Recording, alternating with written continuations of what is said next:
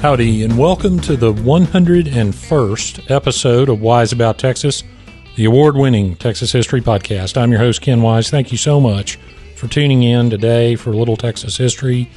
I got to tell you, and I kind of said this at the 100th episode, this podcast has turned into much, much more than I ever expected. And recently, I got a surprise recognition that I have to share with you. Now, you may have seen it on the show's social media, at Wise About Texas. I posted some pictures up there, but the Texas House of Representatives passed a congratulatory resolution for the podcast on the occasion of the 100th episode. I got the privilege of going to Austin to receive the resolution on the dais of the House. My friend Representative Michael Schofield of Katy spearheaded this effort. He's a listener.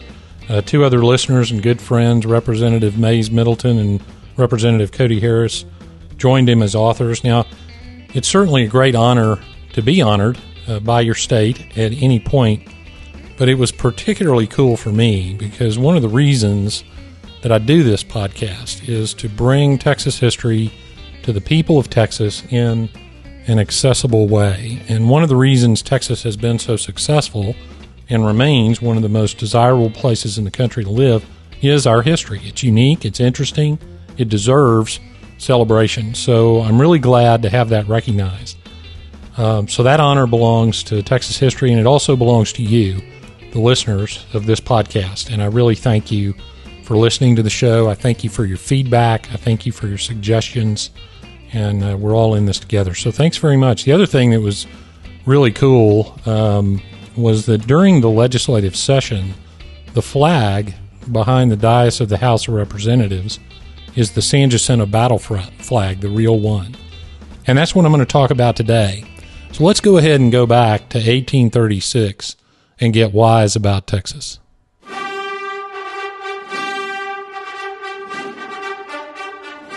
All right, 1836, the Texas Revolution. We have people from all over the United States, indeed all over the world, coming to Texas to fight for her freedom.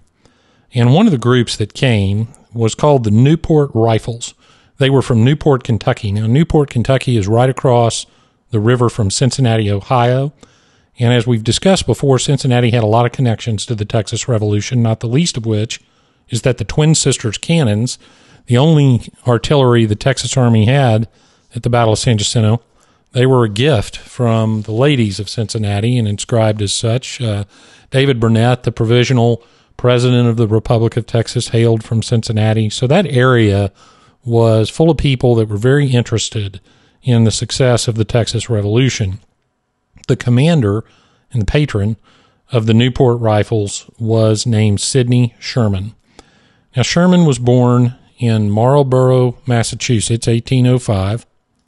He was one of 10 children and, of course, deserves his own episode, so we're not going to get too deep into his biography, but he became orphaned at 12 and went to work.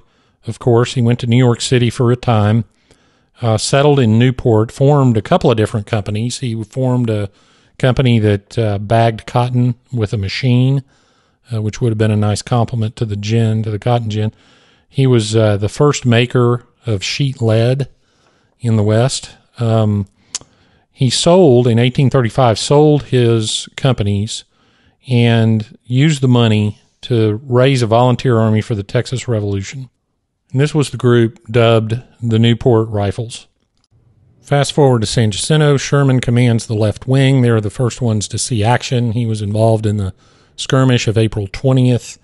Many credit him for the battle cry of "Remember the Alamo." And Sherman eventually settled in Texas, served in the government, served in the legislature, commanded militia, etc. He died in Galveston. He's buried in Galveston, but that's not the crux of our story. The crux of our story is that when he came to Texas at the head of the Newport Rifles and fought at San Jacinto, he and the Newport Rifles had the only Texian battle flag carried into battle at the Battle of San Jacinto. And when you read about flags at the Battle of San Jacinto, you're going to learn that there were 4 thought to be carried in the battle. 3 of them were carried by the Mexican army. The Texians only had 1, and it belonged to Sidney Sherman and the Newport Rifles. It is said to have been painted by James H. Beard and presented to the company by Sidney Sherman's wife, whose name was Isabel. The flag is made of white silk, and the painting on it is a figure of a woman, not completely clothed. Let's leave it at that. In one hand, she has a sword. Over the sword is draped a streamer. The streamer says liberty or death. And the thinking is that maybe the flag was based, and we don't know for sure, but maybe it was based on a very, very famous painting of the time from the French Revolution. The painting was called Liberty Leading the People.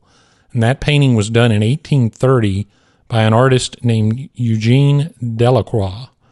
And it was a painting commemorating what's called the July Revolution in France, in Paris specifically. And the July Revolution ousted a king named Charles X. And so the painting, the Liberty Leading the People, has a few things in common with the San Jacinto flag painting, and that is a woman not completely clothed, holding a French flag.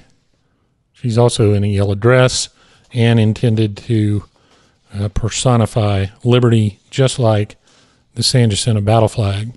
And when the flag was presented to the Newport Rifles, one of the young ladies who was present was asked by one of the volunteers for a memento of the occasion, at which point she is said to have removed a long white glove, threw it at the volunteer's feet, and said, "Here, sir, let this be your gauge of battle.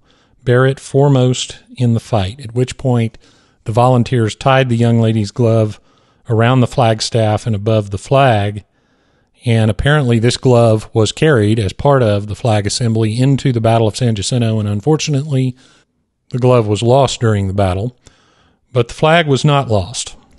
And after the battle, the flag was put into the office of the Secretary of War, and in August of 1836 it was decided that the flag should be sent back to Mrs. Sidney Sherman. So here's the letter dated August 5th, 1836, from the War Department of the Republic of Texas. And it reads, to Mrs. Sidney Sherman, reads as follows, quote, "This stand of colors presented by the ladies of Newport, Kentucky, to Captain Sidney Sherman is the same which triumphantly waved on the memorable field of San Jacinto, and is, by the government, presented to the lady of Colonel Sidney Sherman as a testimonial of his gallant conduct on that occasion. Signed, A. Somerville, Secretary of War, and approved by President David G. Burnett." And the flag remained in Kentucky until 1896. Now, Sidney Sherman died in 1873, so about 23 years after his death, his children decided to send the flag back to Texas. Sherman had 3 living daughters, Mrs. Menard, Mrs. Kendall, and Mrs. Craig, and they sent the flag back along with that note from the Secretary of War. There is a letter from what was then called the Commissioner of Insurance, Statistics, and History, and it's dated September 3rd, 1896. The man's name was A.J. Rose, and he wrote a letter to the daughters acknowledging receipt of the flag on behalf of a grateful state of Texas. Well, the flag wasn't in terribly good shape and needed to be restored. It was fragmented, it was crumbling, and there was a glass case apparently that housed all these fragments. So the state decided, the state put it in the state library in that condition. And finally, the Daughters of the Republic of Texas, that organization who has done so much over the years to preserve the history of the state, they got a hold of the flag in 1925. The legislature appropriated some money, and they sent the flag to a Mrs. Ritchie in California, and she was a specialist in restoring flags. The flag was restored, and it was decided that the flag should be hung behind the speaker stand in the Texas House of Representatives. 2 interesting little tidbits about this. First, The condition of the flag was such that if it was displayed, we say right side up or forward, an awkward way to talk about a flag, but it's framed in a glass case. And if it's displayed as it's meant to be viewed, it's more tattered than if it was reversed. So the flag was reversed in the case where it looked better. The second interesting tidbit is that the actual flag only hangs in the House chamber while the House of Representatives is in session. At all other times, there is a reproduction of the flag behind the speaker stand. So if you go to the Capitol when the House is not in session, you will be looking at a reproduction. If you go to the Capitol when the House is in session, you will be looking at the actual flag.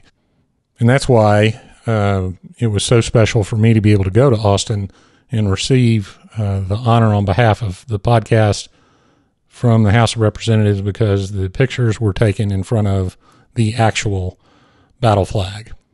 So I want to end the podcast with a quote from the speech given in the House of Representatives upon the presentation of the flag, and the speech was given by Walter Kendall, who was the grandson of General Sidney Sherman. He said the following, quote, "The flag of San Jacinto, restored to last 100 years, will remain in this great hall, where comes the people's representatives to mold into law those principles of government designed for the perpetuation and well-being of an organized society.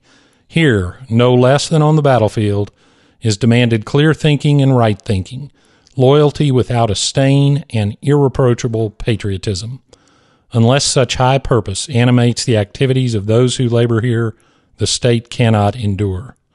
With its striking colors, its heroic history, the consciousness that in the long ago it stirred brave men to heroic deeds in the noble cause of freedom, it should ever remain a sacred talisman, not only to those who serve the people here, but to the people themselves who, now and in the years to come, will pause before it to read its story."